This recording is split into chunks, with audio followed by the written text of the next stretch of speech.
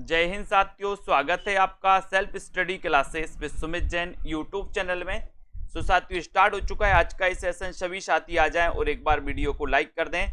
और आज हम फिर कुछ महत्वपूर्ण प्रश्नों पर चर्चा करेंगे। ठीक है, स्टार्ट करते हैं आज का ये सेशन। पद्मावत की रचना किसने की, इसके बारे में जानने वाले हैं। ठीक है, सभी लोग आ गए हैं तो फटाफट से कमेंट में बताएंगे और आज देखते हैं कौन कितने नंबर ला पाता है। ठीक है, तो पद्मावत की रचना किस शासक के शासन काल में हुई है, ये है आपका पहला क्वेश्चन। तो सभी को बताना है फटाफट से और अपने नंबर देखते जाना है कौन कितने नंबर को कवर कर पाता है, किसके आते हैं कितने नंबर। पद्मावत की रचना किस शासक के काल में हुई, इतना तो पता है कि पद्मावत के जो रचनाकार हैं वो कौन हैं, जायसी। ठीक है, और पद्मावत की रचना किस शासक के काल में हुई है ये आपको बताना है। तब आपका उत्तर यहाँ पर क्या चला जाएगा, क्या चला जाएगा, उत्तर चला जाएगा शेर शाह सूरी। शेर शाह सूरी यानी कि आपका जो सी नंबर है, सी नंबर ये बिल्कुल सही है। ठीक है, पद्मावत की रचना किस शासक के शासनकाल में हुई है, शेर शाह सूरी के। ठीक है, वेरी गुड, बहुत बढ़िया। एक नार ने अचरज किया, सांप मार पिंजरे में दिया, ये किसकी पंक्ति है, बताइए किसकी पंक्ति है। एक नार ने अचरज किया, सांप मार पिंजरे में दिया, किसकी पंक्ति है। अमीर खुसरो की, विद्यापति की, भारतेंदु की, या फिर चंदवरदाई की। एक नार ने अचरज किया, सांप मार पिंजरे में दिया। और सभी लोगों को पता है कि सर ये जो पंक्ति है अमीर खुसरो की। ठीक है, ये आपका एक नंबर बिल्कुल सही हो जाएगा। एक खड़ी बोली के प्रथम कवि माने जाते हैं अमीर खुसरो, है ना, इनको याद रखेंगे। और दोस्तों आदिकाल की अंतिम अवस्था के कवि माने जाते हैं। ठीक है, ये नंबर आपका सही है। कैमासबद्ध प्रसंग ये किस रचना में है, कैमासबद्ध प्रसंग किस रचना में है। प्रश्न क्रमांक 3 का आपको चयन करना है। बताइए भाभी शिक्षिका जी, कैमासबद्ध प्रसंग किस रचना में है, जल्दी से बताइए। आप सभी लोग भी अपना नाम अगर हिंदी में लिखेंगे तो और मजा आएगा। मैंने कई बार बताया है कि अपनी अपनी आईडी सभी लोग हिंदी में बना लो। ठीक है, कैमासबद्ध प्रसंग किस रचना में है ये आपको बताना है। 3 नंबर आपको बताना है। और प्रश्न क्रमांक 3 का आपका राइट आंसर हो जाएगा कि सर एक कैमासबद्ध जो है ये पृथ्वीराज रासो, पृथ्वीराज रासो यानी डी नंबर आपका बिल्कुल सही है। पृथ्वीराज रासो आपका बिल्कुल सही हो जाएगा, बहुत बढ़िया, वेरी गुड आंसर। अगला क्वेश्चन देखो, आदिकाल को अपभ्रंश काल किसने कहा, आदिकाल को अपभ्रंश काल किसने कहा है। बहुत अच्छा क्वेश्चन है। आदिकाल को अपन ने देखा था वीर गाथा काल रामचंद्र शुक्ल ने, बीज वपन काल महावीर प्रसाद द्विवेदी ने, ठीक है, सिद्ध सामंत काल राहुल सांकृत्यायन ने। अब यहाँ पर अपभ्रंश काल आपसे कहा गया, अपभ्रंश काल किसने कहा है, ये प्रश्न क्रमांक 4 का आंसर। और 4 में अपभ्रंश काल, तो आपको यहाँ पर सही उत्तर हो जाएगा। क्या नंबर हो जाएगा कि सर अपभ्रंश काल धीरेन्द्र वर्मा और गुलेरी जी ने भी इसे अपभ्रंश काल कहा है दोस्तों। ठीक है, तो याद रख लेना आदिकाल को अपभ्रंश काल गुलेरी जी ने भी कहा है और धीरेन्द्र वर्मा ने जी भी कहा है। अपन ने पढ़ा था ना, धीरे से गोली मारो। ठीक है, बहुत बढ़िया। अगला क्वेश्चन, हिंदी भाषा में लिखा गया हिंदी साहित्य का पहला इतिहास कौन सा है। हिंदी भाषा में लिखा गया हिंदी साहित्य का पहला इतिहास कौन सा है। हिंदी साहित्य का आलोचनात्मक इतिहास, the modern vernacular literature of Hindustan, Mishra Bandhu Vinod, या फिर शिव सिंह सरोज। हिंदी भाषा में लिखा गया हिंदी साहित्य का पहला इतिहास कौन सा है। प्रश्न क्रमांक 5 का उत्तर बताना है। और 5 में आपने लगा दिया कि सर यहाँ पर आपको उत्तर लगाना है शिव सिंह सरोज। इसके रचनाकार कौन है, तो शिव सिंह सेंगर हैं। ठीक है, आपको याद रख लेना। और इसका रचना काल भी आपको कमेंट में लिखना है। बिल्कुल सही आंसर बता रहे हैं आप लोग, वेरी गुड, बहुत बढ़िया। अगला क्वेश्चन, महावीर प्रसाद द्विवेदी ने आदिकाल को क्या संज्ञा दी। आदिकाल को क्या संज्ञा दी? प्रश्न क्रमांक 6 का आंसर आपको महावीर प्रसाद द्विवेदी ने। बहुत अच्छा क्वेश्चन है, पूछा ही जाता है, लगभग सभी से बनेगा, है ना। महावीर का पूछा है तो महावीर का अपन को पता है कि सर महावीर ने तो अहिंसा के बीज बोए। अहिंसा के क्या बोए? बीज बोए। बीज से क्या बनेगा? बीज से बीज वपन काल, बीज वपन काल, महावीर प्रसाद द्विवेदी। ठीक है, तो यहां पर 6 नंबर का ए कौन बता रहा है? ये कल्पना वर्मा जी 6 का ए बता रहे हैं, आदिकाल। और कौन बता रहा है? ये नहीं, बीज वपन काल कहा है, बीज वपन काल। वेरी गुड, बहुत बढ़िया।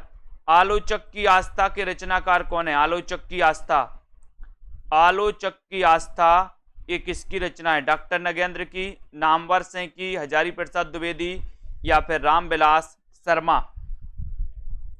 आलोचक की आस्था के रचनाकार कौन है? ये क्वेश्चन तो कई बार पूछा जाता है। प्रश्न क्रमांक 7 में आंसर बताना है। बताइए, आलोचक की आस्था के रचनाकार कौन है?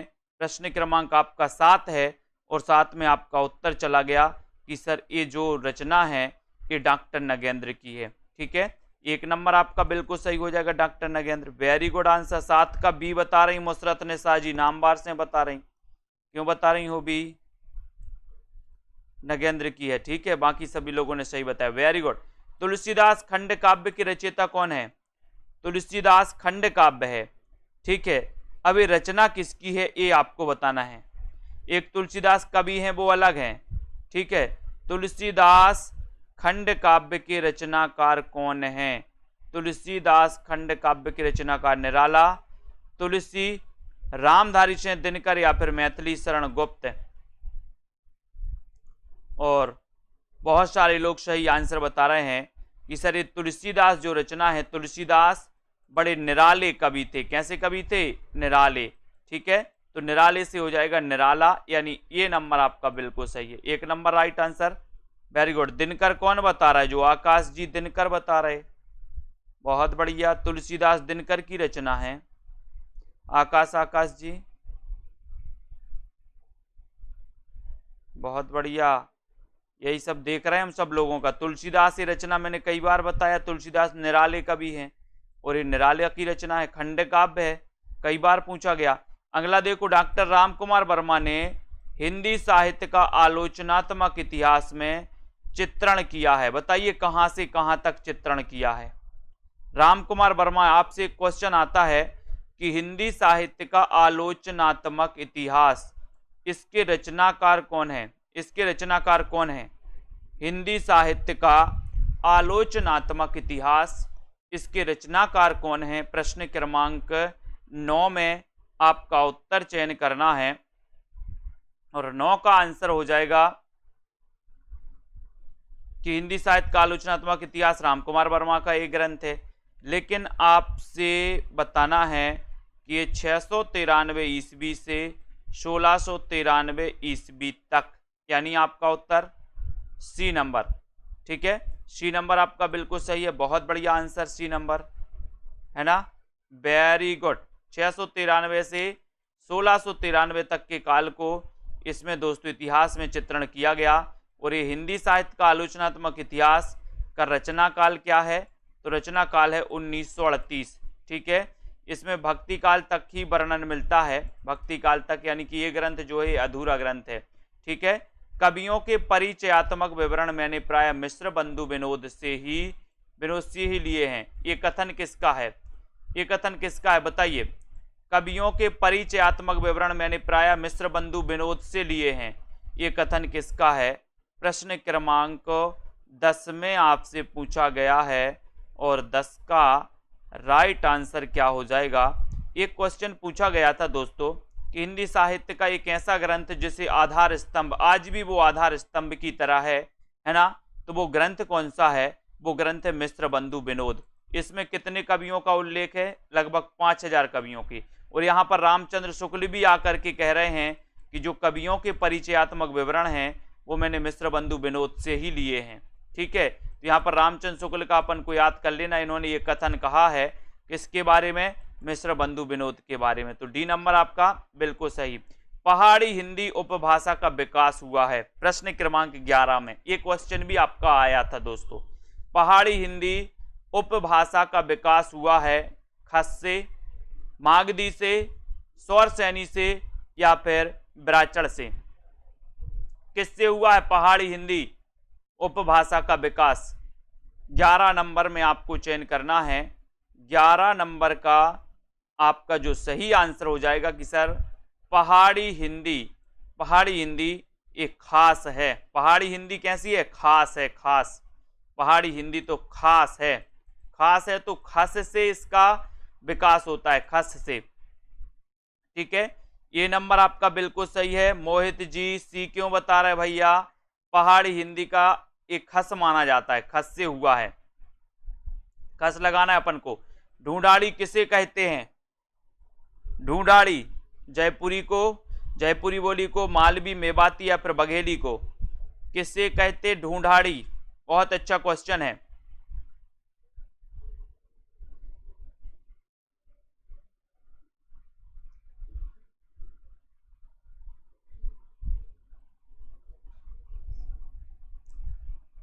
ढूंढाड़ी किसे कहते हैं?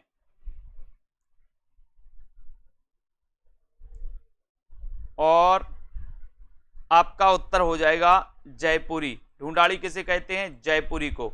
यानी ये नंबर आपका जयपुरी बिल्कुल सही हो जाएगा। ठीक है, वेरी गुड। खड़ी बोली को मर्दानी भाषा किसने कहा? अच्छा क्वेश्चन है। खड़ी बोली को मर्दानी भाषा किसने कहा है? भारतेंदु जी ने, ग्रियर्सन ने, हॉर्नले या फिर सुनीति कुमार चटर्जी ने? खड़ी बोली को मर्दानी भाषा किसने कहा है? ये क्वेश्चन प्रश्न क्रमांक 13 में पूछा गया और 13 में तो आपका सही आंसर हो जाएगा कि सर खड़ी बोली की बात करते हो तो सुनीति कुमार चटर्जी। सुनीति कुमार चटर्जी, यानी आपका उत्तर डी नंबर जो है बिल्कुल सही है। D number, very good answer, बहुत बढ़िया। देवनागरी का मानकीकरण कब और किसने किया? देवनागरी का मानकीकरण, देवनागरी हिंदी की लिपि क्या है? देवनागरी लिपि है। अब देवनागरी का मानकीकरण कब और किसने किया? ये क्वेश्चन आपको बताना है। लाइक कर देना है एक बार वीडियो को अपने मित्रों तक, और दोस्तों सभी लोग बताएंगे प्रश्न क्रमांक 14 का आंसर, और 14 में आपका उत्तर हो जाएगा कि सर देवनागरी लिपि का जो मानकीकरण हुआ है वो 1966 ईस्वी में केंद्रीय हिंदी निदेशालय, यानी आपका उत्तर बी नंबर बिल्कुल सही है। बी नंबर, ठीक है, बहुत बढ़िया। अगला क्वेश्चन है, भक्ति काल ना तो तदयुगीन पराजित हिंदू पराजित की निराशा से उद्दुलित है और ना ही इस्लाम की प्रतिक्रिया है। ये किसकी उक्ति है? बताओ। भक्ति काल ना तो तदयुगीन पराजित हिंदू जाति की निराशा से दोस्तों इसका उद्भव हुआ, ना ही इस्लाम की प्रतिक्रिया है। ये कथन किसका है? तो प्रश्न क्रमांक आपका 15 है और 15 का उत्तर बताना है। ये प्रतिक्रिया है, ये तो स्वाभाविक देन है, ये तो स्वाभाविक है। ठीक है, ये क्वेश्चन आपको बताना है। तो देखो बहुत सारे लोग क्या बता रहे हैं 15 का आंसर में। 15 का आंसर देखो, पूनम जी ने सही बताया है। कौन बता रहा है? बी नंबर, विश्वास मलिक जी, वेरी गुड। प्रमोद सैनी जी, सुषमा शुक्ला जी, बहुत बढ़िया। सुजाता जी, तो यहाँ पर आपका सही उत्तर होगा हजारी प्रसाद द्विवेदी। ठीक है, भक्ति आंदोलन ना तो तदयुगीन पराजित हिंदू जाति की निराशा का दोस्तों उदय है, ना इस्लामिक प्रतिक्रिया का परिणाम है। ये तो स्वाभाविक है ना तो ये स्वाभाविक माना है किसने? हजारी प्रसाद द्विवेदी। बी नंबर, इस प्रकार से भी आपका क्वेश्चन आ सकता है। तो यहाँ पर उत्तर बी नंबर सही हो जाएगा। उत्तर अपभ्रंश का आपको बताना है कि उत्तर अपभ्रंश को पुरानी हिंदी किसने कहा? प्रश्न क्रमांक 16 में। अब यहाँ पर थोड़ा सा अलग पूछा गया है, उत्तर अपभ्रंश को पुरानी हिंदी किसने कहा? देखो क्वेश्चन थोड़ा सा घुमाया गया, बाकी तो क्वेश्चन सही है।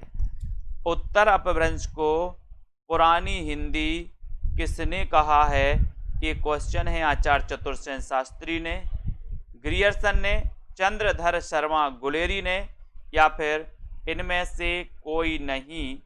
तब आपका सीधा आंसर यहां पर जा रहा है कि सर उत्तर अपभ्रंश को पुरानी हिंदी तो कहा है किसने, गुलेरी जी ने। सी नंबर सही हो जाएगा, वेरी गुड, है ना। और साहित्यिक अपभ्रंश को किसने कहा है, साहित्यिक अपभ्रंश को पुरानी हिंदी कहा है रामचंद्र शुक्ल ने, साहित्यिक अपभ्रंश को, ठीक है, बहुत बढ़िया। अब यहां पर देखो 84 वैष्णव की वार्ता के लेखक कौन है। सरल क्वेश्चन, आसान क्वेश्चन आपसे पूछा गया है, किसी का भी गलत नहीं होनी चाहिए। 84 वैष्णव की वार्ता, इसके रचनाकार कौन है बताइए। 17 में ऐसे क्वेश्चन, सरल सरल क्वेश्चन, अपन को गलत नहीं करना। एक भी क्वेश्चन अगर गलत हो जाए तो दुख होगा। 84 वैष्णव की वार्ता के लेखक कौन है, नाभादास, गोकुलदास, नंददास, या फिर छीत स्वामी। 84 वैष्णव की वार्ता, इसके लेखक कौन माने जाते हैं, ये प्रश्न क्रमांक 17 में बताना है। और 17 का आंसर है गोकुलदास। कौन माने जाते हैं, बी नंबर, यानी कि गोकुलदास, ठीक है, वेरी गुड। हिंदी नवरत्न के लेखक कौन है, हिंदी नवरत्न के लेखक कौन है, शिव सिंह सेंगर, श्याम सुंदर दास, बद्रीनाथ भट्ट, या फिर मिश्र बंधु। हिंदी नवरत्न के लेखक कौन है, ये प्रश्न क्रमांक 18 है। और 18 में आपको उत्तर बताना है। हिंदी नवरत्न के लेखक चयन करना है। राइट आंसर चला जाता है आपका कि सर हिंदी नवरत्न, जो कि दोस्तों 1910 की रचना है। सन भी याद होनी चाहिए आपका, 10 नवरत्न, ठीक है, 9 है, एक और प्लस कर देना यहाँ पर, तो 10 हो जाएगा। तो 10 यानी 1910, और ये मिश्र बंधु की रचना है, यानी कि आपका डी नंबर बिल्कुल सही है, ठीक है, वेरी गुड। शिव सिंह सेंगर और ग्रियर्सन के साहित्य इतिहास ग्रंथों के लिए आचार्य रामचंद्र शुक्ल ने किस शब्द का प्रयोग किया है। शिव सिंह सेंगर और ग्रियर्सन के साहित्य इतिहास ग्रंथों के लिए आचार्य शुक्ल ने किस शब्द का प्रयोग किया। वृत्त संग्रह, वृत्त संग्रह, वृत्त संदर्भ संग्रह, वृत्त संग्रह, संदर्भ संग्रह, या फिर साहित्य संदर्भ वृत्त। यानी कि 19 का आंसर आपको चयन करना है। 19 में आपको उत्तर बताना है, और आपका 19 में बता दिया है, बहुत बढ़िया। 19 का बी, वृत्त संग्रह, ठीक है, बी नंबर है अंकित गुप्ता जी 19 का। ये वृत्त संदर्भ संग्रह नहीं, ये वृत्त संग्रह है। विकल्प पढ़ो, बाकी के विकल्प भी अपन को पढ़ना है, ठीक है, बी नंबर आपका सही है। पृथ्वीराज रासो को किसने सर्वप्रथम विवादास्पद घोषित किया। बहुत बढ़िया क्वेश्चन है। पृथ्वीराज रासो को किसने सर्वप्रथम विवादास्पद घोषित किया है। मैक्स मुलर ने, मोतीलाल मिनारिया, डॉक्टर बुलर, या फिर कर्नल टाड ने। पृथ्वीराज रासो को किसने सबसे पहले विवादास्पद घोषित किया था। प्रश्न क्रमांक 20 का आंसर, और 20 में आपका सही आंसर चला गया। और विवादास्पद सबसे पहले घोषित किया था किसने। बहुत बढ़िया, वेरी गुड आंसर। सभी लोगों का आंसर लगभग सही आ रहा कि सबसे पहले डॉक्टर बुलर ने इसको विवादास्पद घोषित किया। सी नंबर आपका सही हो जाएगा, ठीक है। पृथ्वीराज रासो को हिंदी का पहला महाकाव्य किसने माना, और इसमें अध्यायों का नाम क्या है। अध्यायों का नाम भी बताना है, तो बताओ पृथ्वीराज रासो को हिंदी का पहला महाकाव्य किसने माना, और इसमें अध्यायों का नाम क्या है, बताएं। प्रश्न क्रमांक 21 का आंसर आचार्य शुक्ल ने, समय, आचार्य द्विवेदी संकल्प, गौरीचंद हीराचंद ओझा सर्ग, इनमें से कोई नहीं। देखते हैं कौन कौन यहाँ अटकता है। देखो कमला ठाकुर जी सी बता रही हैं, बहुत बढ़िया। और बताओ, सत्येंद्र जी भी सी बता दिए इनने भी। और बताओ कौन बता रहा है, सी बता दिए कौन, आरती वर्मा जी बता दी सी, ठीक है, बहुत बढ़िया, सी बता दिए सौरभ वर्मा जी। ऐसा नहीं करना है। पृथ्वीराज रासो जो कि हिंदी का पहला महाकाव्य है, इसको दोस्तों प्रथम महाकाव्य आचार्य शुक्ल ने माना। और इसमें जो सर्ग हैं या जो अध्याय हैं उन्हें समय कहा जाता है। तो आपका उत्तर ए नंबर बिल्कुल सही हो जाएगा। यहाँ पर ए नंबर सही हो जाएगा। चरम व्यक्तिवाद ही प्रयोगवाद का केंद्र बिंदु है। ये कथन किसका है? मैं यही चाहता हूं दोस्तों कि जितने भी क्वेश्चन आए, जितने भी अपन क्वेश्चन पढ़ रहे हैं, उनमें से एक दो क्वेश्चन आपके मुश्किल से अगर गलत हो जाएं तब आपकी तैयारी सही है। और अगर आप बहुत सारे क्वेश्चन गलत कर रहे हैं, 8-10 क्वेश्चन गलत कर रहे हैं, तो आपकी तैयारी में कमी है। ठीक है, चरम व्यक्तिवाद ही प्रयोगवाद का केंद्र बिंदु है। ये कथन किसका है? प्रश्न क्रमांक 22 का आंसर अपन को चयन करना है। 22 में सभी लोग बताएंगे राइट आंसर क्या हो जाएगा। 22 में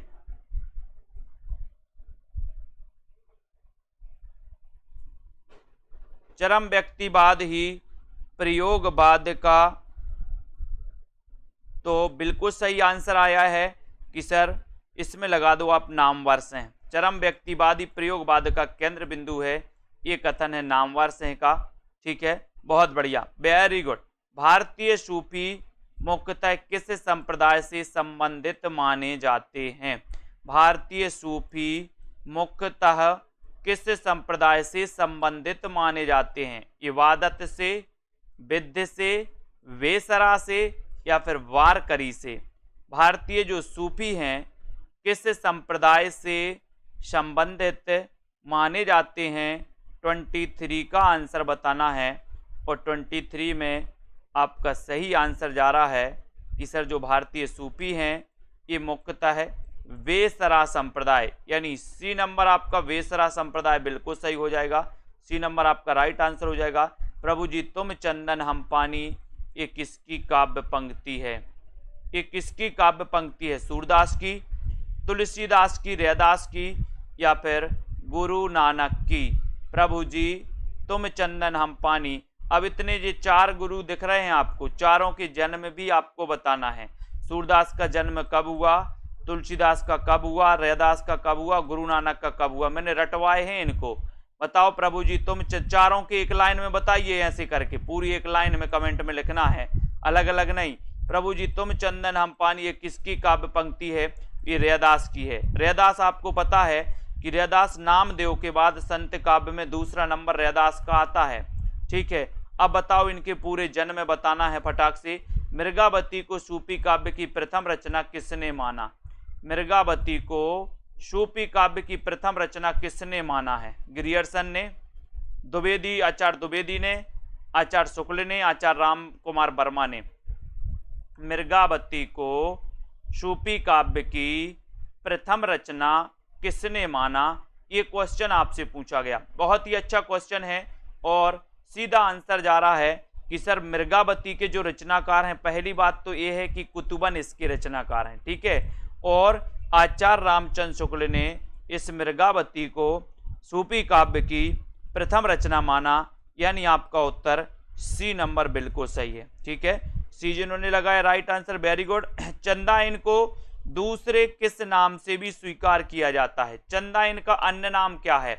ये पूछा गया आपसे। चंदाइन के रचनाकार भी आपको बताना है। चंदाइन के रचनाकार कौन है और चंदाइन का अन्य नाम क्या है, ये भी आपको लिखना है। बताइए।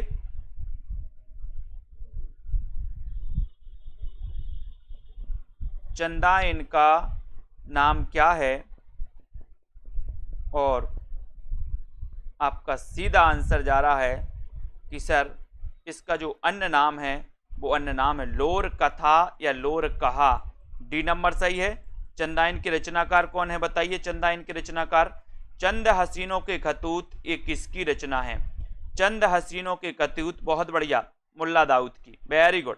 चंद हसीनों के खतूत ये किसकी रचना है? 4 विकल्प हैं। चंद हसीनों के खतूत बताना है, कुरैशी जी बताइए। चंद हसीनों के खतूत ये रचना किसकी है? प्रश्न क्रमांक 27 की। और 27 में चंद हसीनों के खतूत ये जो रचना है, ये रचना है ये नंबर यानी कि पांडे बेचन शर्मा उग्र की। किसकी है? पांडे बेचन शर्मा उग्र की रचना है। 1 नंबर आपका बिल्कुल सही हो जाएगा। ठीक है, वेरी गुड। कौन सा उपन्यास ऐतिहासिक नहीं है? कौन सा उपन्यास ऐतिहासिक नहीं है? पुनर्नवा, मृगनयनी, सन्यासी या फिर सिंह सेनापति। कौन सा उपन्यास ऐतिहासिक नहीं है? 28 का आंसर। और बहुत ही बढ़िया प्रश्न आपसे पूछा गया है और आपका उत्तर है कि वो उपन्यास है सन्यासी। सन्यासी उपन्यास ऐतिहासिक नहीं है, ठीक है। पुनर्नवा है, मृगनयनी है, सिंह सेनापति भी है, ठीक है। अब इनके पूरे रचनाकार भी आपको बताना है। पुनर्नवा हजारी प्रसाद का है, मृगनयनी वृंदावन लाल वर्मा का है, सन्यासी का रचनाकार आपको बताना है शिव सेनापति राहुल सांकृत्यायन, ठीक है। अब सन्यासी ये किसका दोस्तों उपन्यास है, जल्दी से बताओ सन्यासी उपन्यास किसका है। उसके बाद खंजन नयन किस प्रकार का उपन्यास है? खंजन नयन ये किस प्रकार का उपन्यास है? पत्रात्मक, जीवनी परक, आत्मकथात्मक या फिर इनमें से कोई नहीं? बहुत अच्छा क्वेश्चन है और खंजन नयन आपसे पूछा गया प्रश्न क्रमांक 29 में, और 29 का सीधा आंसर जा रहा है कि सर ये जो खंजन नयन है ये जीवनी परक है, बी नंबर। बहुत बढ़िया। सन्यासी ईला चंद्र जोशी जी का उपन्यास पूछा है तो ये जीवनी परक आपका बी नंबर सही है। अंधा युग के रचनाकार कौन है? अंधा युग के रचनाकार कौन है? अंधा युग के रचनाकार कौन है? बहुत ही बढ़िया है। अपन ने कई बार पढ़ा है कि सर अंधा है युग काय के बिना? काय के बिना? धर्म के बिना। तो धर्मवीर भारती जी का ये रचना है दोस्तों अंधा युग। वेरी गुड, ये बिल्कुल सही है। ये दोस्तों आपका ये खंजन नयन सूरदास के जीवन पर आधारित है, ठीक है। आचार्य रामचंद्र शुक्ल का सैद्धांतिक आलोचना संबंधी ग्रंथ कौन सा है? सैद्धांतिक आलोचना संबंधी ग्रंथ कौन सा है? चिंतामणि, रश्मि मानसा, त्रिवेणी या फिर जायसी ग्रंथावली? आचार्य रामचंद्र शुक्ल का सैद्धांतिक आलोचना संबंधी ग्रंथ कौन सा है? प्रश्न क्रमांक 31 में, और 31 में आपका आंसर जा रहा है, क्या जा रहा है? रश्मि मानसा। ये सैद्धांतिक आलोचना संबंधी ग्रंथ है दोस्तों, बी नंबर बिल्कुल सही है। हिंदी रेखा चित्र का जनक किससे माना जाता है? यहां पर क्वेश्चन आपसे पूछा गया 32 का आंसर बताएं। हिंदी रेखा चित्र का जनक किसे माना जाता है? ये आपका प्रश्न है और आपका सीधा आंसर जा रहा है हिंदी रेखा चित्र का जनक किसे माना जाता है? तो आपको पता है दोस्तों ये पद्म सिंह शर्मा को, ठीक है। इन्होंने एक पद्म पराग लिखा था, पद्म पराग। ये रेखा चित्र संग्रह है दोस्तों, लेकिन याद रख लेना रेखा चित्र संग्रह है। कभी आपसे पूछा जाए कि हिंदी का प्रथम रेखा चित्र संग्रह कौन सा है तो आपको पद्म पराग बताना है, पद्म पराग, ठीक है। ये याद रख लेना। और पद्म पराग पद्म सिंह शर्मा का है, ठीक है। Very good. हिंदी में रिपोर्ताज के प्रथम हस्ताक्षर कौन है?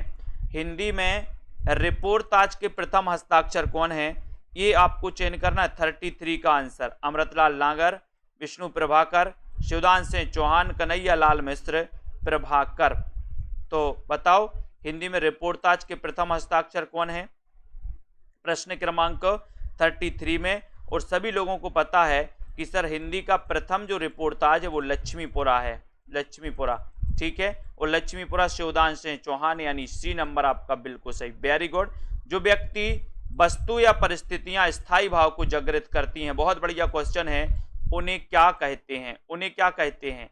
जो व्यक्ति वस्तु या परिस्थितियां स्थायी भाव को जागृत करती हैं उन्हें क्या कहते हैं? संचारी भाव, उत्प्रेरक, अनुभाव या फिर विभाव? क्या है? प्रश्न क्रमांक 34 में। अच्छा क्वेश्चन है, क्वेश्चन हमेशा आता है दोस्तों 34 का, और 34 का आपको बताना है। बहुत ही बढ़िया क्वेश्चन है। क्या कहते हैं उसे? 34 में देखो बहुत सारे लोग गलत करेंगे इस क्वेश्चन को, देखते हैं कौन कौन गलत कर रहा। रेखा त्रिपाठी जी ने पहले ही गलत कर दिया, भाभी शिक्षिका जी भी गलत कर रहे हैं, सरोज जी ने भी गलत कर दिया, और किसने बताया है? मुकनद जी ने सही बताया, वेरी गुड। मोहित जी ने भी सही बताया, अंकित गुप्ता जी वेरी गुड, बहुत बढ़िया। कुमुद जी, पूजा जी, बहुत सारे लोग, लगभग 80% लोगों ने गलत बताया आंसर। जो व्यक्ति वस्तु या परिस्थितियां स्थायी भाव को जागृत करती हैं उन्हें कहते हैं दोस्तों विभाव। क्या कहते हैं? विभाव। यानी आपका उत्तर डी नंबर सही है।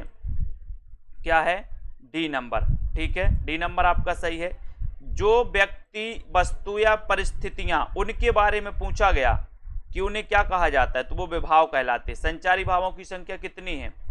संचारी भावों की संख्या कितनी है? 8, 33, 35 या फिर 9? संचारी भावों की संख्या कितनी है? संचारी भाव याद हो गए? किस किस को याद हो गए पूरे संचारी भाव? संचारी भाव किस किस को याद हैं?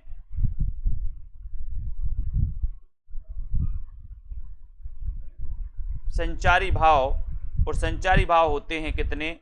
33। किस किस को याद है संचारी भाव? ये आपका यहाँ पर बी नंबर बिल्कुल सही है, 33 सही है। ठीक है, और एक क्वेश्चन आया था कि छल नामक इस संचारी भाव किसने माना दोस्तों? 34वां। तो देव कवि ने छल नामक 34वां संचारी भाव माना।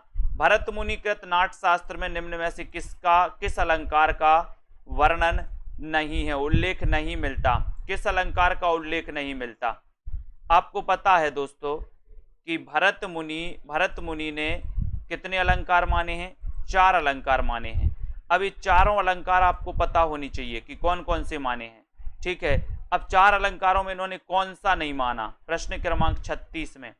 36 में सभी लोग बताएंगे, और 36 में बहुत सारे लोग फिर गलत करेंगे यहाँ पर कि भरत मुनि ने कौन सा अलंकार नहीं माना है।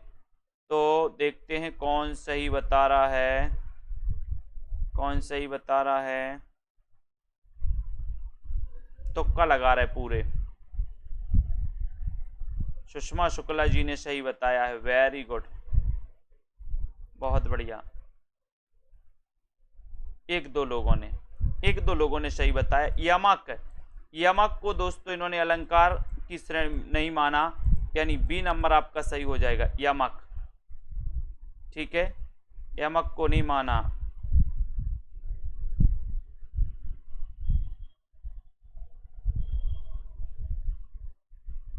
ठीक है, अगला क्वेश्चन देख लो।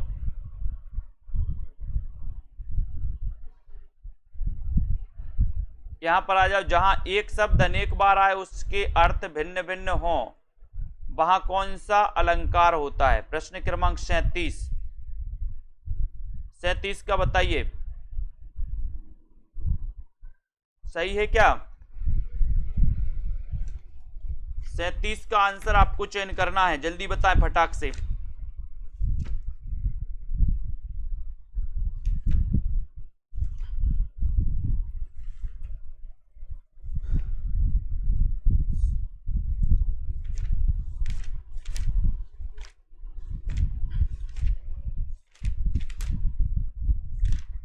सैंतीस का आंसर आपको बताना है, फिर इसके बारे में अपन चर्चा कर रहे हैं। ठीक है,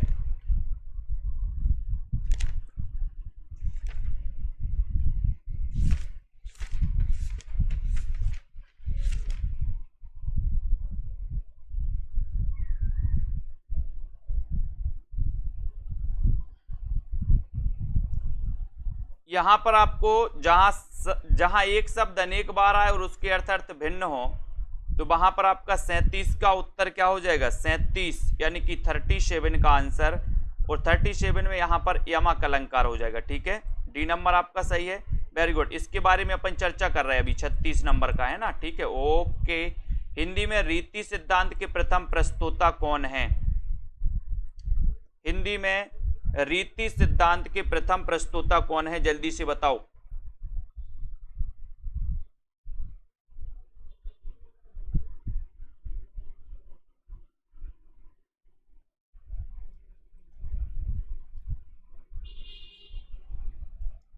जल्दी से आपको बताना, हिंदी में रीति सिद्धांत के प्रथम प्रस्तोता कौन है?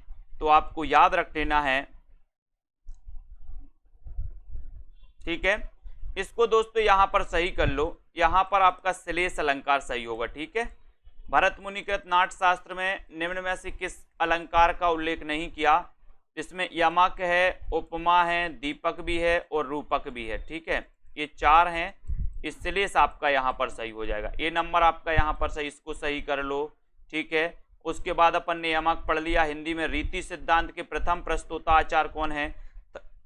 30 हिंदी का पूछा गया तो हिंदी में रीति सिद्धांत के प्रथम प्रस्तोता आचार्य कौन है? तो उत्तर है केशवदास। कौन है? केशवदास। तो आपका ए नंबर बिल्कुल सही है। साधारणीकरण का सिद्धांत किसकी देन है? साधारणीकरण का सिद्धांत ये किसकी देन है आपको बताना है। भट्टनायक की या फिर भट्टलोलट या फिर शंकोक की? बताएं जल्दी से, फटाफट से चयन करना है आपको। साधारणीकरण का जो सिद्धांत है ये किसकी देन है? साधारणीकरण यानी कि 39 का उत्तर आपको चयन करना है। बताइए।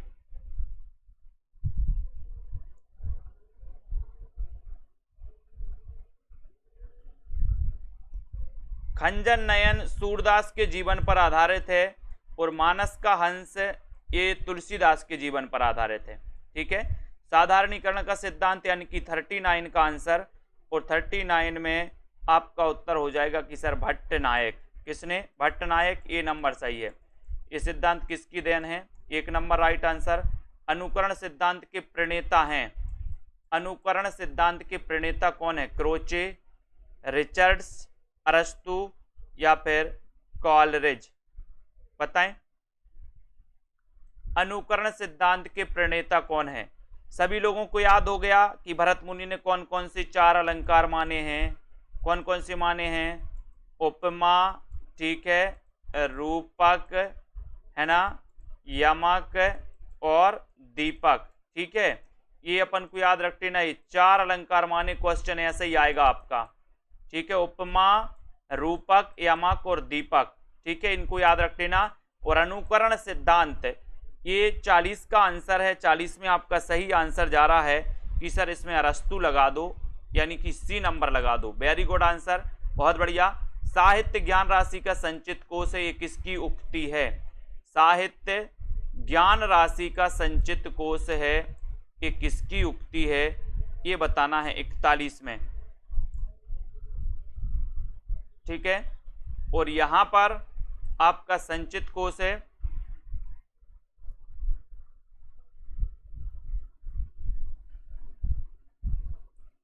और यहां पर आपका 41 में आंसर हो जाएगा दोस्तों, ये महावीर प्रसाद द्विवेदी का कथन है। बी नंबर आपका बिल्कुल सही है, B number, very good.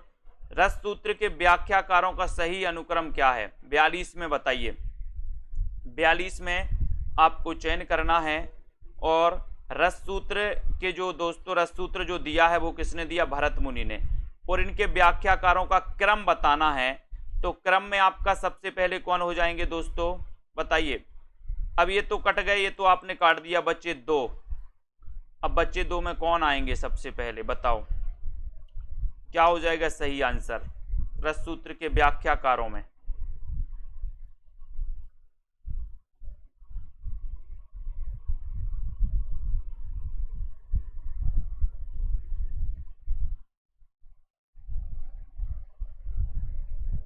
Sorry, ये बी नहीं, ये महावीर प्रसाद द्विवेदी हैं। ठीक है, साहित्य ज्ञान राशि का संचित कोश है, ये महावीर प्रसाद द्विवेदी का है। हाँ, वेरी गुड, बहुत बढ़िया। ये महावीर प्रसाद द्विवेदी अपन को याद कर लेना, महावीर प्रसाद द्विवेदी का ये साहित्य ज्ञान राशि का संचित कोश है।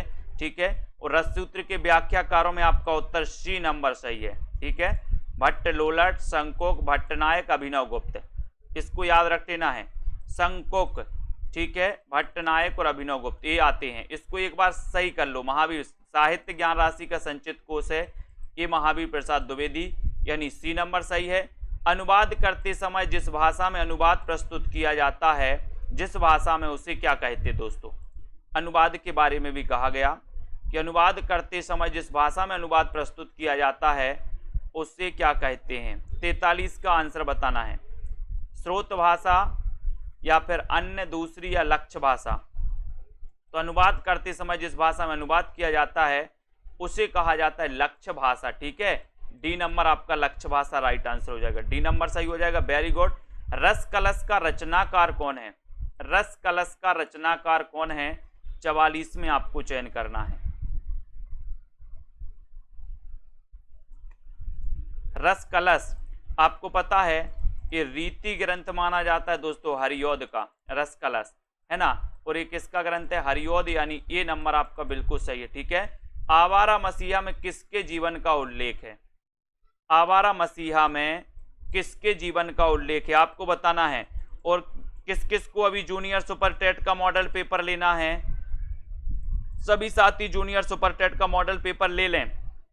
आवारा मसीहा किसके जीवन का उल्लेख है इसमें, और यहां पर आपका उत्तर हो जाएगा शरत चंद्र। ठीक है, इसके रचनाकार कौन है, तो विष्णु प्रभाकर है ना, विष्णु प्रभाकर, ये आपका ए नंबर बिल्कुल सही है। ठीक है, आधुनिक भारतीय आर्य भाषाओं का विकास किससे हुआ है, आधुनिक भारतीय आर्य भाषाओं का विकास किससे हुआ है, रोमन से, द्रविड़ से, अपभ्रंश से, या फिर इनमें से कोई नहीं। 46 का आंसर, आधुनिक भारतीय आर्य भाषाओं का विकास किससे हुआ है, 46 में आपको चयन करना है। 46 का राइट आंसर क्या हो जाएगा, आधुनिक भारतीय आर्य भाषाओं का किससे हुआ है, और आपका उत्तर है अपभ्रंश से, अपभ्रंश से यानी सी नंबर। ठीक है, आधुनिक भारतीय आर्य भाषाओं का विकास हुआ अपभ्रंश से, सी नंबर आपका बिल्कुल सही है। ऊस में संघर्षी वर्ण कौन से हैं, ऊस में संघर्षी वर्ण आपको बताना है कौन से हैं, ऊस में संघर्षी, ये क्वेश्चन भी बड़ा आता है दोस्तों आपका 47 में, और 47 का आपका राइट आंसर यहां पर हो जाएगा कि सर सा हा, यानी ए नंबर। ठीक है, इसको याद रखोगे। उसके बाद भाषा मुंशी के नाम से विख्यात हैं, तो कौन विख्यात हैं, प्रश्न क्रमांक 48 में आपका राइट आंसर यहां पर क्या हो जाएगा, भाषा मुंशी के नाम से विख्यात हैं। कौन विख्यात है भाषा मुंशी के नाम से, जिनकी रचना कौन सी है, प्रेम सागर, कौन सी है, प्रेम सागर। ठीक है, प्रेम सागर के रचनाकार कौन है, लल्लू लाल, यानी कि आपका ए नंबर, ये भाषा मुंशी के नाम से विख्यात हैं। विभाषा कहते हैं दोस्तों विक्षिप्त भाषा को, विशिष्ट भाषा को, बोली को, या फिर इनमें से कोई नहीं।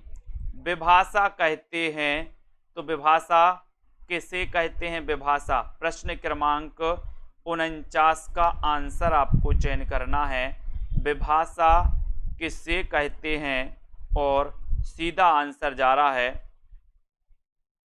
कि सर विभाषा कहते हैं बोली को, बोली को, यानी सी नंबर। ठीक है, C number, very good Kamaldeep ji. अब आपको बताना है कौन सा लक्षण अवधि का नहीं है, अवधि का कौन सा नहीं, या के स्थान पर जा का प्रयोग, वा के स्थान पर बा का प्रयोग, ला के स्थान पर रा का प्रयोग, या फिर ना के स्थान पर ड़ा का प्रयोग, कौन सा लक्षण अवधि का नहीं है, जल्दी से बताना है। और जो भी हमारे साथी मास्टर कैडर के मॉडल पेपर लेना चाहते हैं, तो अभी मास्टर कैडर के मॉडल पेपर में भी छूट है, और जो भी जूनियर टेट के मॉडल पेपर लाना चाहते हैं उनके लिए तो छूट है ही। ठीक है, 50 का आंसर बताना है, और 50 का आपका हो जाएगा कि सर ना के स्थान पर ड़ा का प्रयोग, ये नहीं है, ये लक्षण अवधि का नहीं है, यानी डी का आपका बिल्कुल सही हो जाएगा। ठीक है, अब दोस्तों अपन अगली क्लास में पढ़ेंगे इसके बाद के क्वेश्चन। ठीक है, बहुत बढ़िया, सभी लोगों के लिए धन्यवाद। जो भी जूनियर देखना, अरबी का पर्याय क्या है, अवधि का पर्याय बताइए, पूर्विया, कोसली, देहाती, या फिर बघेली, यानी कि प्रश्न क्रमांक 51 है, और 51 में आपको चयन करना है।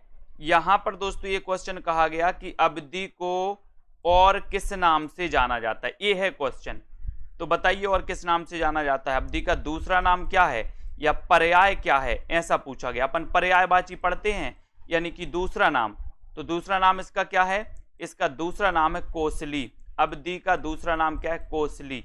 ठीक है, अवधि कोसली। ठीक है, बहुत बढ़िया। खड़ी बोली को कौरवी किसने कहा, अब एक सबसे बड़ी बात तो ये है कि खड़ी बोली को कौरवी कहा जाता है, खड़ी बोली का दूसरा नाम क्या है, कौरवी। अब इसको कौरवी किसने कहा, ये क्वेश्चन आपको बताना है। 52 का बताएंगे, सभी लोग अपने अपने प्रश्नों का आकलन करते जाएं। 52 में खड़ी बोली को कौरवी किसने कहा है, खड़ी बोली को कौरवी किसने कहा है, प्रश्न क्रमांक आपका 52 है, और 52 में आपका सही आंसर आप लोग क्या बता रहे हैं, इसका देखना है। खड़ी बोली को कौरवी किसने कहा, तब आपका सीधा आंसर जा रहा है कि सर इसको कहा है राहुल सांकृत्य ने। वेरी गुड, ये नंबर राइट आंसर। कलम का मजदूर कलम का मजदूर इसके लेखक कौन है? कलम का मजदूर इसके लेखक कौन है? शिवरानी देवी, अमृत राय, परिपूर्णानंद या फिर धर्मवीर भारती। कलम का मजदूर इसके रचनाकार कौन है, ये आपको बताना है। बहुत अच्छा क्वेश्चन है। कलम का मजदूर के रचनाकार आपसे पूछा, इसके लेखक कौन है? क्या दिया है यहां पर लेखक का नाम? प्रश्न क्रमांक 53 में कलम का मजदूर आपसे पूछा गया, तो बताइए कौन कौन सही बता रहा है, बताइए।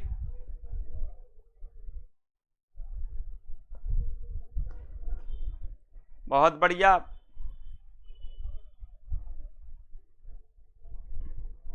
यही देख रहे हैं हम कौन कौन सही उत्तर बता रहा है। भावी शिक्षिका धर्मवीर भारती बता रही हैं।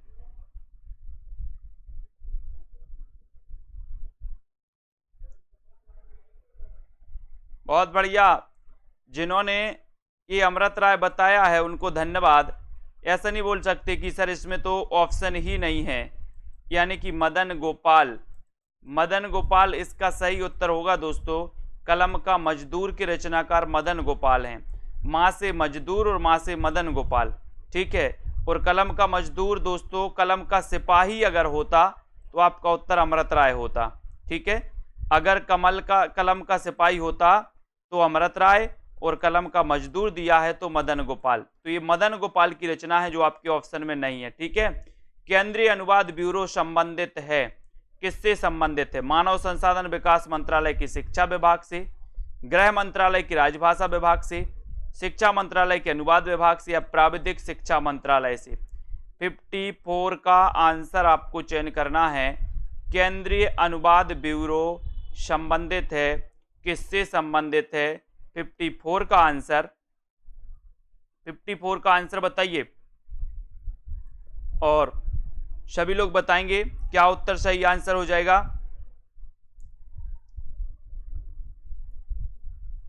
और सही उत्तर है कि सर गृह मंत्रालय की राजभाषा विभाग से संबंधित है, यानी बी नंबर आपका यहां पर सही हो जाएगा। बी नंबर सही यहां पर, गृह मंत्रालय की राजभाषा विभाग, बी ये अनुवाद ब्यूरो, केंद्रीय अनुवाद ब्यूरो, ठीक है। मेरी असफलताएं किसकी आत्मकथा है? मेरी असफलताएं किसकी आत्मकथा है? वियोगी हरि, बाबू गुलाब राय, महात्मा गांधी, सुभाष चंद्र बोस।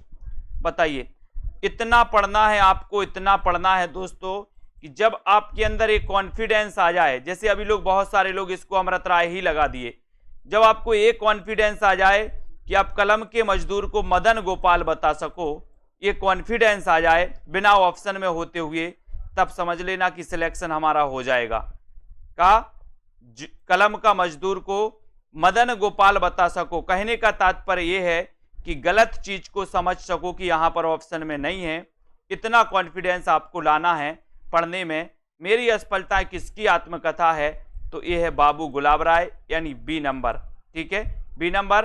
राजभाषा के रूप में हिंदी के क्रियान्वयन के लिए निम्नलिखित में केंद्रीय हिंदी समिति गठित की गई है दोस्तों। तो आपको बताना है किसकी अध्यक्षता में गठित की गई राजभाषा के रूप में? राष्ट्रपति की, प्रधानमंत्री की, उपराष्ट्रपति की, या फिर गृह मंत्री की? यानी कि 56 का आंसर आपको चयन करना है। 56 का आपका सही आंसर क्या हो जाएगा? राजभाषा के रूप में हिंदी के क्रियान्वयन के लिए निम्न में से किसकी अध्यक्षता में?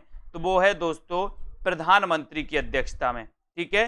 बी नंबर आपका सही, बहुत बढ़िया, ठीक है। अगला क्वेश्चन, राजभाषा के रूप में हिंदी का प्रयोग बढ़ाने और इसके प्रचार प्रसार के उद्देश्य से एक त्रैमासिक पत्रिका प्रकाशित हो रही है, उसका नाम क्या है? उसका नाम क्या है दोस्तों?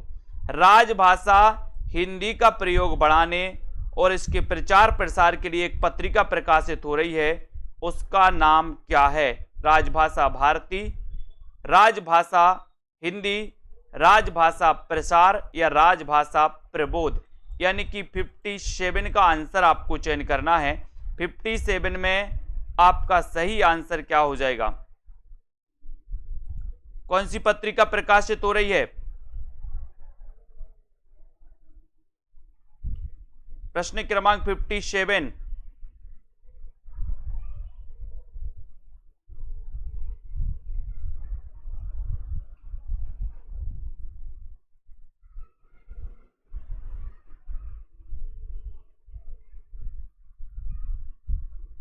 बताइए, राजभाषा के रूप में हिंदी का प्रयोग बढ़ाने और उसके प्रचार प्रसार करने के लिए कौन सी पत्रिका प्रकाशित हो रही है? इसका आंसर आपको बताना है। और आंसर क्या हो जाएगा इसमें?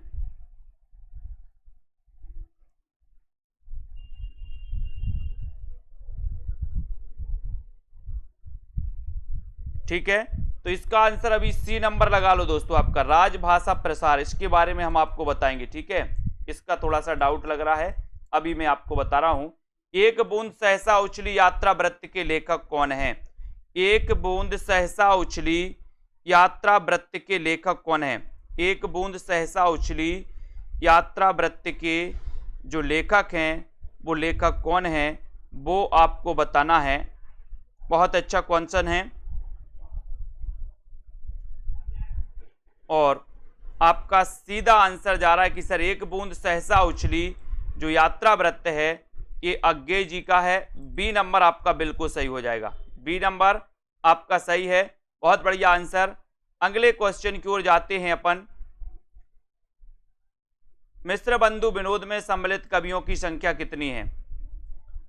मिश्र बंधु विनोद में सम्मिलित कवियों की संख्या कितनी है? जल्दी बताओ। लगभग 1000, लगभग 3000, लगभग 4000 या फिर लगभग 5000? बिल्कुल सरल क्वेश्चन है, बहुत बढ़िया क्वेश्चन है। और यहां पर आपका उत्तर है कि सर लगभग 5000। ठीक है, डी नंबर आपका सही है। वेरी गुड, बहुत बढ़िया। अगला क्वेश्चन देखते हैं, है ना। इसका आंसर आप राजभाषा भारती लगाओ दोस्तों, ये आपका ए नंबर सही है। राजभाषा के रूप में हिंदी प्रयोग बढ़ाने और इसके प्रचार प्रसार के लिए राजभाषा भारती, राजभाषा भारती ए नंबर जिन्होंने बताया था उनका आंसर बिल्कुल सही है। ए नंबर लगा लो इसमें, ए नंबर। वेरी गुड, राजभाषा भारती। ठीक है, उसके बाद अज्ञेय हो जाएगा और यहां लगभग 5000। अति सूदो स्नेह को मारक किसकी पंक्ति है? अति सूदो स्नेह को मारक ये पंक्ति किसकी है? अति सूदो स्नेह को मारक ये पंक्ति किसकी है? बताइए, घनानंद की है या फिर बिहारी की है, सूरदास या फिर तुलसीदास की है? बताएं किसकी पंक्ति अति सूदो स्नेह को मारग? ये प्रश्न क्रमांक 60 में अपन को चयन करना है और 60 में आपका सीधा आंसर जा रहा है कि सर आपका उत्तर है यहां पर घनानंद। ठीक है, ये number right answer. Very good, बहुत बढ़िया। संवेदनात्मक ज्ञान और ज्ञानात्मक संवेदन सूत्र का प्रयोक्ता कौन है? संवेदनात्मक ज्ञान और ज्ञानात्मक संवेदन सूत्र का प्रयोक्ता कौन है? 61 में अज्ञेय, धूमिल, मुक्तिबोध, विजय देव नारायण शाही। बहुत अच्छा क्वेश्चन है दोस्तों, प्रश्न क्रमांक 61 में लगभग सभी से बनेगा। संवेदनात्मक ज्ञान और ज्ञानात्मक संवेदन सूत्र के प्रयोक्ता कौन है? और 61 में आपका सही आंसर जा रहा है मुक्तिबोध। मुक्तिबोध यानी सी नंबर आपका बिल्कुल सही है, मुक्तिबोध राइट आंसर। मुंशी प्रेमचंद के उर्दू उपन्यास चौगाने हस्ती का अनुवाद जिन्होंने दोस्तों किस नाम से किया? चौगाने हस्ती का बताना है किस नाम से किया। मुंशी प्रेमचंद के उर्दू उपन्यास चौगाने हस्ती का अनुवाद किस नाम से किया? रंगभूमि नाम से, प्रेमाश्रम, सेवा सदन या फिर गबन नाम से? 62 का आंसर चयन करना है। मुंशी प्रेमचंद के उर्दू उपन्यास चौगाने हस्ती का अनुवाद किस नाम से किया? 62 का उत्तर बताना है और 62 में आपने बताया कि सर रंगभूमि नाम, यानी ये नंबर आपका बिल्कुल सही है। ठीक है, ये नंबर राइट आंसर। बंगाल का अकाल रिपोर्टाज किसका है? बंगाल का अकाल रिपोर्टाज किसका है? बहुत अच्छा क्वेश्चन है। किसका माना जाता है? 63 में बंगाल का अकाल ये रिपोर्टाज किसका है, ये आपसे पूछा गया है। और बताइए कुरैशी जी, बंगाल का अकाल, बोले सर ये बंगाल का अकाल आया है उस वहां पर प्रकाश करना है, प्रकाश, तो प्रकाश चंद्र गुप्त। बी नंबर आपका सही हो जाएगा, बी नंबर। ठीक है, राइट आंसर।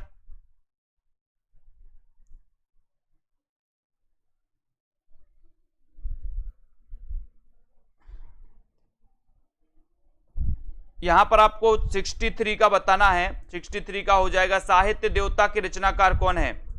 साहित्य देवता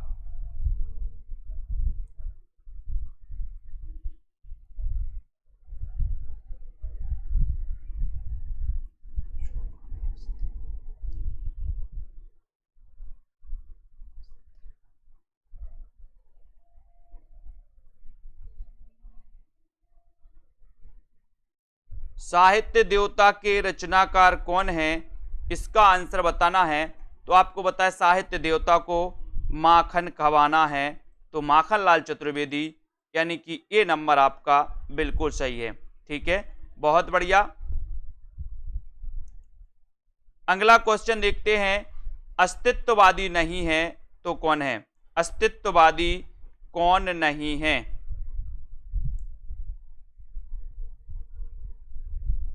अस्तित्ववादी कौन नहीं है, ये आपको बताना है।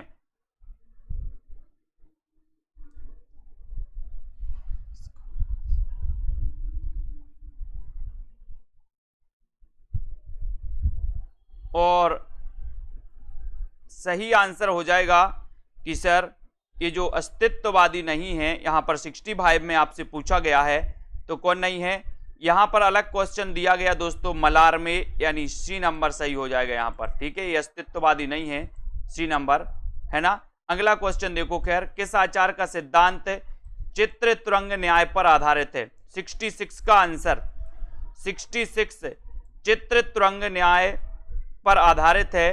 तो प्रश्न क्रमांक 66 में आपको चयन करना है किस आचार का सिद्धांत, किस आचार का सिद्धांत, किस आचार्य का सिद्धांत चित्र तुरंग न्याय पर आधारित है, ये बताना है। और प्रश्न क्रमांक 66 में आपका उत्तर हो जाएगा शंकोक, है ना। इनका चित्र तुरंग न्याय पर आधारित है, ये नंबर आपका बिल्कुल सही है, ये नंबर। वेरी गुड आंसर, बहुत बढ़िया। अगले क्वेश्चन की ओर बढ़ेंगे, विशिष्टा पद रचना रीति है, ये कथन किसका है? विशिष्ट पद रचना रीति है, ये पद किसका है? ये पद आपको बताना है, ये कथन किसका है? विशिष्ट पद, है ना, विशिष्ट पद रचना रीति है, ये कथन किसका है? और आपका उत्तर 67 में, और 67 में आपका सही उत्तर हो जाएगा कि सर रीति की बात करेंगे बामन, बामन यानी डी नंबर, डी नंबर आपका सही है। ठीक है, बहुत बढ़िया। सूरसागर की रचना श्रीमद् भागवत की पद्धति पर कितने स्कंदों में की गई दोस्तों? यानी कि सूरसागर में कितने स्कंद हैं, ऐसा आपको बताना है। 68 का आंसर, श्रीमद् भागवत की पद्धति पर कितने स्कंदों में हुई है, बताइए कितने स्कंदों में हुई है? 8, 12, 18 या फिर 14? आपको एक होमवर्क है कि प्रेमचंद जी के जितने भी नाटक हैं, ये सॉरी जितने भी दोस्तों इनके उपन्यास हैं, उनका अनुवाद, हिंदी अनुवाद किस नाम से किसका किया है? यानी कि आपको पता नहीं होनी चाहिए कि चौगाने हस्ती का अनुवाद किस नाम से हुआ, बाजारे हुस्न का अनुवाद किस नाम से हुआ, ये आपको याद रखना। ये क्वेश्चन यहां से आपका आएगा, ये आपको याद होना चाहिए। सूरसागर की रचना कितने स्कंदों में? 12 स्कंदों में। ठीक है, बी नंबर बिल्कुल सही है। हिंदी का प्रथम कवि बताइए, बहुत अच्छा क्वेश्चन है। आपके लिए एक होमवर्क और दिया है मैंने कि प्रेमचंद के जितने भी उपन्यास हैं, है ना, वो आपको याद रख लेना किसका अनुवाद क्या है। जैसे बाजारे हुस्न का सेवा सदन, चौगाने हस्ती का रंगभूमि, ऐसे ही आपको पूरे होनी चाहिए। हिंदी का प्रथम कवि कौन है? 69 का आंसर, 69 में। और 69 में आपका उत्तर सभी को पता है, सरायपा किसने माना? राहुल सांकृत्यायन ने। ठीक है, हिंदी का प्रथम मौलिक उपन्यास कौन सा है? हिंदी का प्रथम मौलिक उपन्यास कौन सा है? प्रश्न क्रमांक 70, 70 का आंसर। तो लगभग सभी को पता है कि सर हिंदी का प्रथम मौलिक उपन्यास की बात आप कर रहे हो, तो परीक्षा गुरु, इसका रचना काल क्या है? 1882। रचनाकार कौन है? श्रीनिवास दास। ठीक है, तो आपका बी नंबर परीक्षा गुरु सही है। है ना, इसको याद रख लेना। उसके बाद आगे आती विज्ञान गीता, ये किसकी रचना है? 71 में विज्ञान गीता ये किसकी रचना है? चिंतामणि, भूषण, केशव या फिर मतीराम? 71 का आंसर विज्ञान गीता के रचनाकार कौन है? और 71 में आपका उत्तर चला गया केशवदास। ठीक है, केशवदास जो कि रीति काल के प्रवर्तक माने जाते हैं। लोग हैं लागी कवित्त बनावत, मोहितो मेरे कवित्त बनावत, ये पंक्ति किसकी है? ये पंक्ति बताना है आपको। लोग हैं लागी कवित्त बनावत, मोहितो मेरे कवित्त बनावत, इस पंक्ति के रचनाकार कौन है? दोस्तों मैं भी एक लिस्ट बना रहा हूं कि क्या क्या चीजें हैं जो आपको अंदर से याद होनी चाहिए। जैसे पूरे संचारी भाव आपको याद होनी चाहिए, पूरे सात्विक भाव आपको याद होनी चाहिए, 9 रसों के स्थायी भाव आपको याद होनी चाहिए।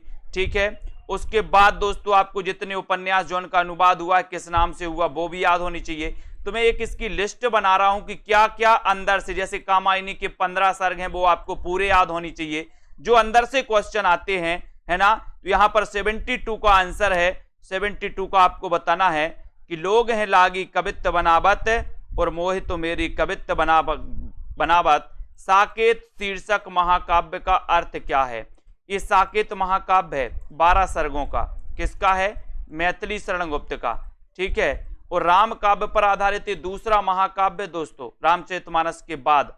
ठीक है, साकेत याद रख लेना, 1931 इसका रचना काल है ना। और इस महाकाव्य का अर्थ क्या है?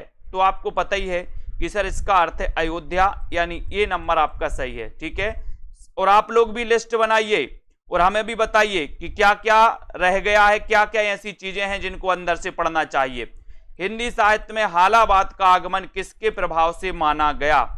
हिंदी साहित्य में हालाबाद का आगमन किसके प्रभाव से माना गया?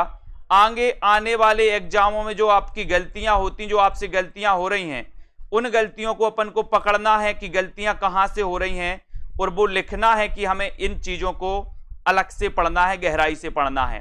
हालाबाद का आगमन किसके प्रभाव से माना जाता है? प्रश्न क्रमांक 74 में, और सीधा आंसर आपका जा रहा है 74 में कि सर ये जो हालाबाद है, जिसके हिंदी में प्रवर्तक हरिवंश राय बच्चन हैं, और ये फारसी साहित्य का प्रभाव, यानी कि ये नंबर आपका सही है। ठीक है, वेरी गुड। कौन प्रगतिवादी कवि नहीं है? प्रगतिवादी कवि कौन नहीं? अज्ञे, सुमित्रानंदन पंत निराला या फिर शिवमंगल सिंह सुमन? प्रगतिवादी कवि कौन नहीं है? बहुत अच्छा क्वेश्चन है। प्रगतिवादी की बात हो रही है 75 में, और आपको पता है कि सर अज्ञे तो प्रयोगवादी हैं, इसलिए आपका उत्तर भी ये नंबर चला जाता है। Very good. वह साहित्यकार जिसने नई कविता के रूप में नए नए नामों को सूचीबद्ध करते हुए 45 नामों का उल्लेख किया है, बताइए वह साहित्यकार कौन सा है जिसने नई कविता के लिए 45 नामों का उल्लेख किया? दोस्तों बताएं वो साहित्यकार कौन है?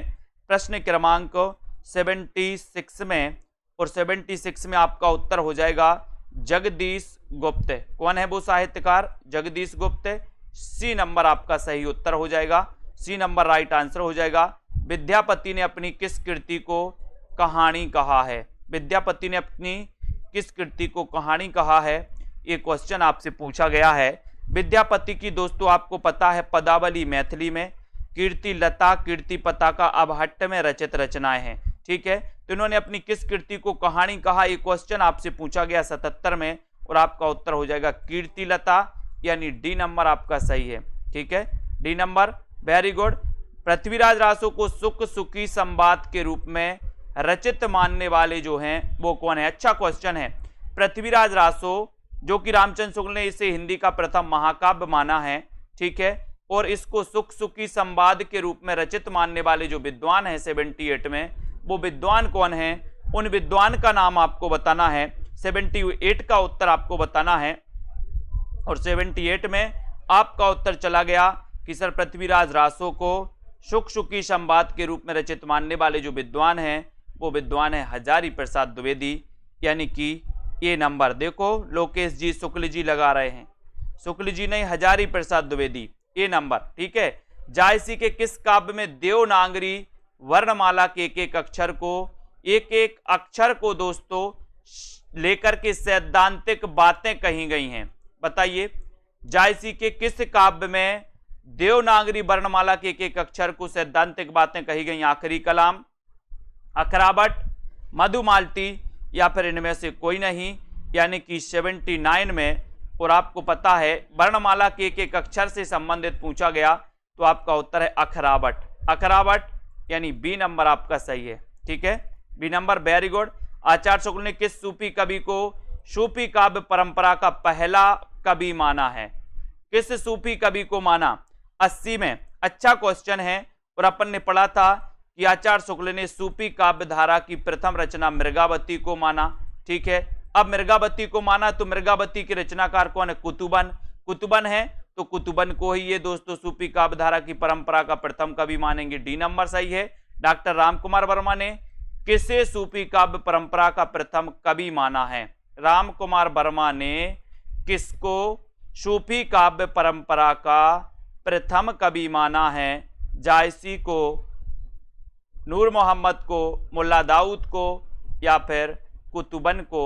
यानी कि 81 का उत्तर आपको चयन करना है और आपका उत्तर हो जाएगा कि सर रामकुमार वर्मा ने माना है मुल्ला दाऊद।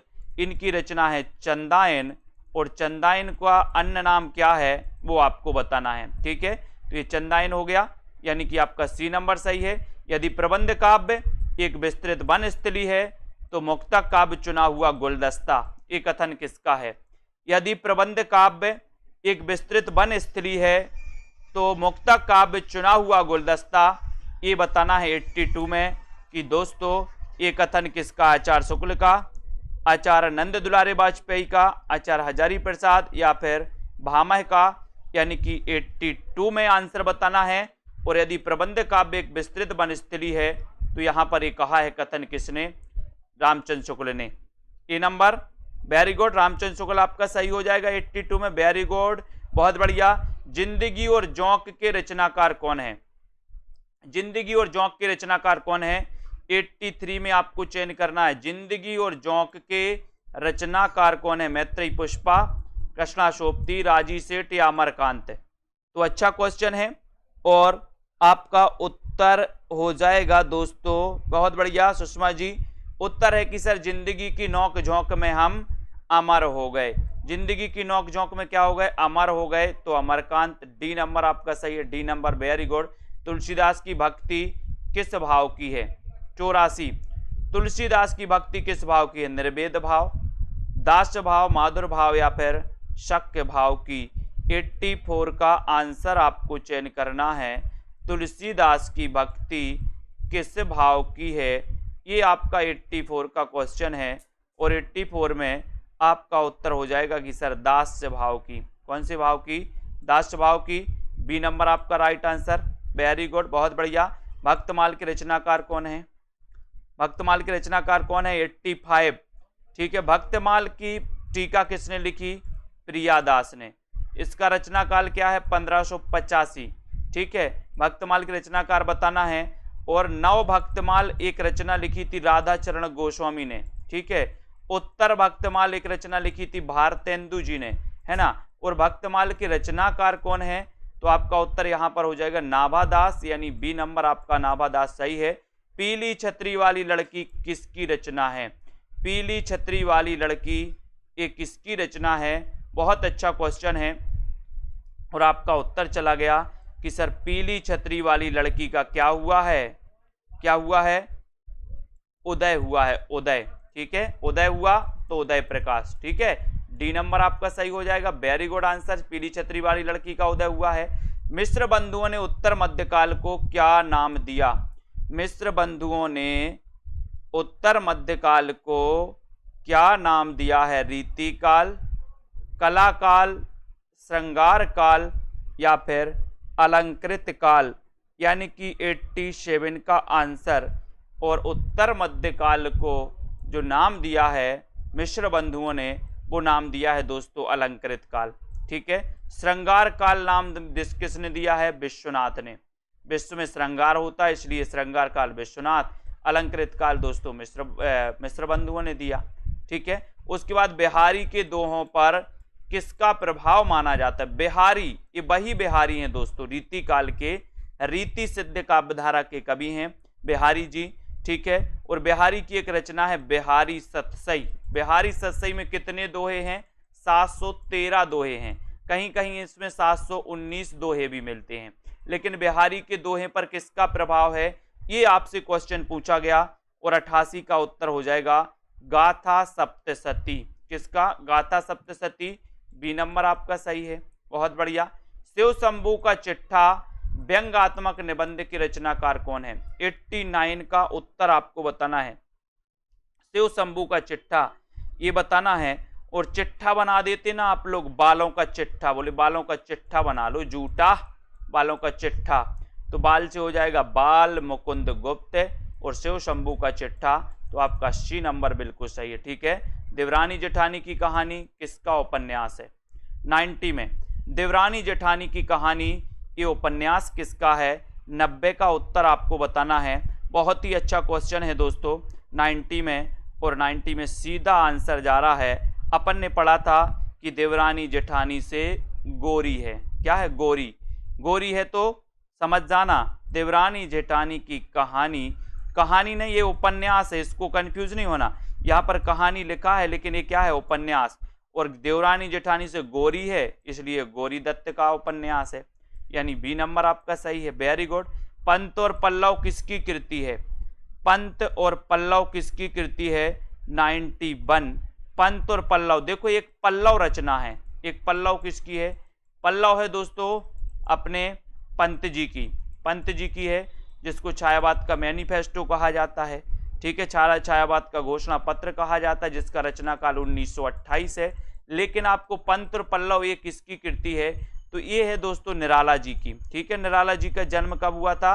1997, महिषादल मेदिनीपुर में, ठीक है। करबला नाटक के रचयिता कौन है? 92 में करबला। बताते जाए फटाफट से 92 का आंसर, और सीधा आंसर यहाँ पर आपका जा रहा है 92 में कि सर आप करबला पूछोगे तो इसके जो रचनाकार हैं वो रचनाकार हैं कौन? प्रेमचंद। बोले सर प्रेम भी बड़ी करबला है, बला है, बला है, प्रेम है बला कि नहीं? बला है, तो ये करबला याद रख लेना, ये नाटक है प्रेमचंद जी का, याद रखो सभी लोग। बी सी नंबर सही है। इन्हें भी इंतजार है, काय का? बताइए। इन्हें भी इंतजार है मार्कंडे, शिव प्रसाद से, रामवृक्ष बैनीपुरी, या फिर नामवर से हैं? इन्हें भी इंतजार है। काहे का इंतजार है? इन्हें भी काहे का इंतजार है? बताओ। प्रश्न क्रमांक 93, और आपका सही उत्तर हो जाएगा कि सर इन्हें भी इंतजार है शिव के प्रसाद का, शिव के प्रसाद का, यानी बी नंबर शिव प्रसाद से हैं, आपका सही आंसर चला जाएगा। बी नंबर आपका राइट आंसर हो जाएगा। हंसा जाई अकेला, हंसा जाई अकेला के रचनाकार कौन है? मार्कंडे, रघुवीर सहाय, शिव प्रसाद सिंह, धर्मवीर भारती, यानी कि 94 का उत्तर बताना है हंसा जाई अकेला। अगर हंसा अकेला जा रहा तो मारकंडे, कंडे हैं आप लोगों के घर की? नहीं है, नहीं तो पत्थर मारने लगो। बोले सर हंसा अकेला जाई तो मारकंडे, हंसा अकेला जाई तो मारकंडे, ये नंबर आपका सही हो जाएगा, ठीक है। ये नंबर आपका बिल्कुल सही हो जाएगा, बहुत बढ़िया आंसर। फिर अगला क्वेश्चन, 1 इंच मुस्कान उपन्यास है, किसका उपन्यास है? 95। 1 इंच मुस्कान ये किसका उपन्यास है? ये 95 में आपको बताना है। और बहुत ही बढ़िया क्वेश्चन जाएगा कि सर 1 इंच मुस्कान, 1 इंच मुस्कान, इसके जो रचनाकार हैं वो कौन है? बताइए। ये कैसी रचना मानी जाती है ये भी आप लोग बता दो। 1 इंच मुस्कान जो रचना है दोस्तों, यहां पर तो आपको बताना है विकल्प अनुसार, ठीक है। तो ये मन्नू भंडारी और राजेंद्र यादव का, ठीक है, यानी कि आपका ये संयुक्त रूप से इन्होंने लिखा था 1 इंच मुस्कान, ठीक है, बहुत बढ़िया। राग दरबारी के रचनाकार कौन है? राग दरबारी बनेगा सभी से, राग दरबारी। दरबार में मेरा लाल बैठा है, लाल, तो राग दरबारी के रचनाकार कौन है? ये क्वेश्चन आपसे पूछा गया है प्रश्न क्रमांक 96 में, और 96 में आपका उत्तर है श्रीलाल शुक्ल। ए नंबर राग दरबारी श्रीलाल शुक्ल, ये बिल्कुल सही है, बहुत बढ़िया। अजय की डायरी, ये अजय की डायरी, अजय की डायरी के लेखक कौन है? अजय की डायरी, बहुत बढ़िया है, अजय की डायरी देव। तो उत्तर क्या हो जाएगा आपका 97 में? बहुत बढ़िया क्वेश्चन है। अजय की डायरी के रचनाकार कौन है? यशपाल, डॉक्टर देवराज, नागार्जुन। इन्हें नागार्जुन को पता है, आपने पढ़ा है, तालाब की मछलियां इनकी रचना है नागार्जुन की। और दोस्तों इन्हें आधुनिक काल का कबीर भी कहा जाता है, आधुनिक काल का कबीर, ठीक है। और ये अजय की डायरी देव तो डॉक्टर देवराज, ठीक है, डॉक्टर देवराज, यानी कि आपका जो ये मनोविश्लेषणवादी उपन्यासकारों में नाम आता है डॉक्टर देवराज का। कौन कौन से मनोविश्लेषणवादी? जैनेन्द्र कुमार, ठीक है, अग्गे, ईलाचंद्र जोशी, ठीक है, और डॉक्टर देवराज। ये चार जो हैं ये मनोविश्लेषणवादी उपन्यासकारों में आते हैं, जो आपको पता होनी चाहिए, ठीक है। उसके बाद झूठा सच, झूठा सच ये किसका उपन्यास है? 98 में। झूठा सच यशपाल, नागार्जुन, रांगे राघव, उदय शंकर भट्ट। झूठा सच, तो बहुत अच्छा क्वेश्चन है 98 में, और 98 का आंसर आपका सही हो जाएगा झूठा सच। ये किसका उपन्यास है 98 में? और आपका सही उत्तर है यशपाल का, यशपाल, यानी कि 1 नंबर आपका बिल्कुल सही है, ठीक है, वेरी गुड, 1 नंबर। अगला क्वेश्चन देखो, मुर्दों का टीला, इसके रचनाकार कौन है? मुर्दों का टीला, मुर्दों का टीला, इसके रचनाकार कौन है ये बताना। झूठा सच बिल्कुल गोविंद जी, ये भारत विभाजन पर आधारित है, ठीक है। मुर्दों का टीला, इसके 99 का उत्तर आपको बताना है। और बोले सर मुर्दों का टीला रांगे राघव, रांगे राघव, बी नंबर, ठीक है। ये फणीसुरनाथ रेणु कैसे उपन्यासकार हैं? आंचलिक उपन्यासकार हैं, ठीक है।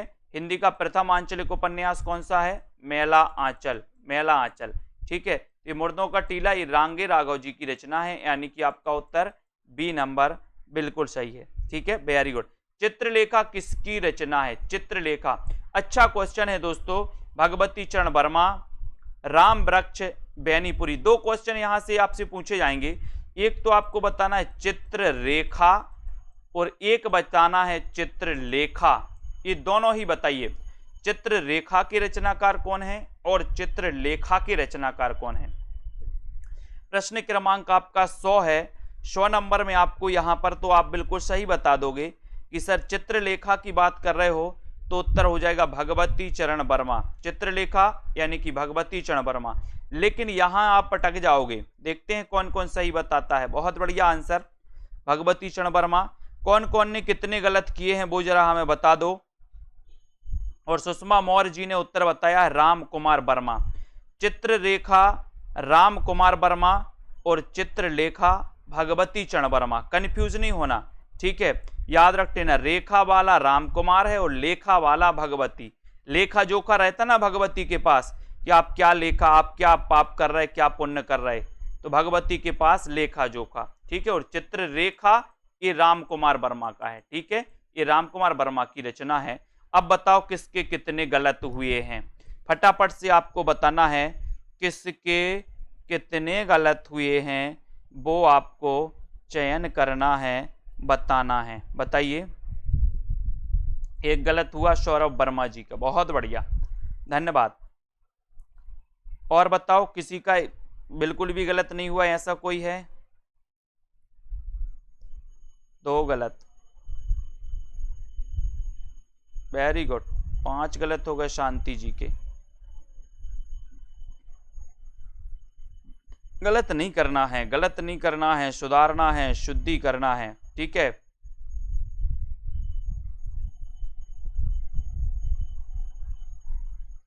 ये छोटी छोटी जो गलतियां हो रही हैं 3 4 5 की, 2 3 4 की, इनको सुधारना है, इनको सुधारो, ठीक है, बहुत बढ़िया। तो सभी लोगों के लिए धन्यवाद, इसी प्रकार से अध्ययन करते रहें। थोड़ा सा अपने आप पे ध्यान दो और हिंदी साहित्य जब पढ़ रहे हो तो हमेशा के लिए हिंदी साहित्य पढ़ो, ठीक है, हिंदी साहित्य को छोड़ो मत। अगर आपका हिंदी साहित्य, अगर आपको सिलेक्शन लेना है वास्तव में आगे, तो आप हिंदी साहित्य को छोड़ो मत। आगे क्या करना है आपको दोस्तों, निरंतर अध्ययन करते रहना है। आपका निश्चित ही आज नहीं तो कल सिलेक्शन पक्का होगा। और आप छोड़ोगे, बार बार एग्जाम आएगा, फिर पढ़ाई करोगे, फिर आएगा, तो ऐसे में दोस्तों आप पढ़ाई नहीं कर पाते। आपका अध्ययन बहुत अच्छा होनी चाहिए, ठीक है। तो आपको पढ़ाई छोड़ना नहीं है। आपको पढ़ाई अगर सिलेक्शन लेना है तो निरंतर अध्ययन करना है, और सिलेक्शन उन्हीं का होता है जो निरंतर अध्ययन और जिनका अध्ययन अच्छा होता है, ठीक है। तो सभी को धन्यवाद।